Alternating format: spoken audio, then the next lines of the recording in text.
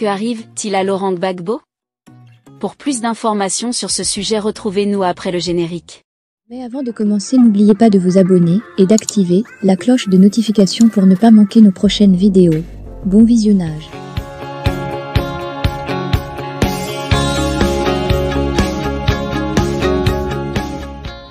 Que Laurent Gbagbo soit follement amoureux de sa compagne Nadi Bamba et qu'il tienne à ce que la terre entière en soit informée est romantique et attendrissant. Il n'y a pas d'âge pour vivre le grand amour. Qu'il soit éternellement reconnaissant à cette femme pour toute l'attention qu'elle lui a portée lorsqu'il était en détention, est à son honneur. Mais qu'il répète cela à toutes ses rencontres politiques, à tous ses meetings, commence à ressembler à du radotage.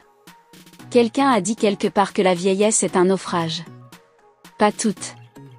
Ils sont nombreux, ceux qui restent très lucides même à des âges canoniques. Mais la vieillesse de Laurent Gbagbo commence à ressembler fort à un vrai naufrage.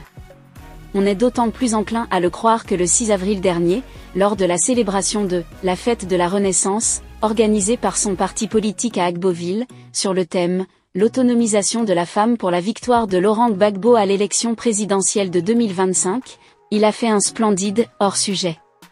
Comme c'est d'ailleurs le cas depuis quelque temps. Les 3/4 de son discours complètement décousu ont été consacrés à son passé, à son procès aux Pays-Bas, à ses justifications sur ce dont il est accusé, à savoir qu'il n'aurait procédé qu'à une nationalisation de 2 banques françaises, sauf qu'il omet de dire qu'une nationalisation se fait en suivant des règles très précises.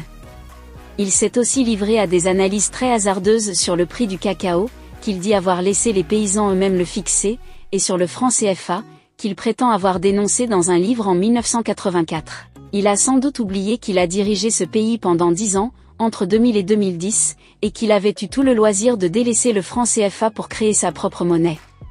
Sur l'objet même de la rencontre, il a raconté d'entrée de jeu que Blé Goudé, dont il ne prononce pas le nom, son ancien bras droit qui avait séjourné en prison avec lui et qui disait d'avoir fait la cuisine pour lui, avait omis de dire que c'était sa femme Nadi qui donnait l'argent de la popote, et qu'en réalité il n'avait été que le second personnage à lui faire la cuisine. Je ne sais pas si quelqu'un se souvient d'avoir entendu Blé Goudé dire un jour qu'il était celui qui payait pour la popote, ou qu'il avait été le seul cuisinier de celui qui était alors le mari de Simone Veil. Et qu'est-ce que cette histoire avait à voir avec la rencontre d'Agboville? Laurent Gbagbo a juste démontré qu'il a la rancune tenace, et que, comme le chantait Alpha Blondy, de sa tombe il haïra Blé Goudé, comme il est Afi N'Guessan et Simone son ex-épouse.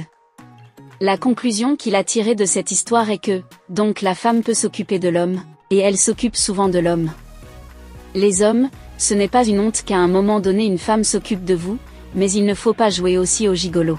Je ne sais pas si tous ceux qui souhaitaient son retour au pays en le liant à la réconciliation savaient vraiment à qui ils avaient affaire. Sinon ceux qui l'ont pris pour un rassembleur doivent être en train de se mordre cruellement les doigts en ce moment. À part cela, il a proposé que les femmes aillent à l'école.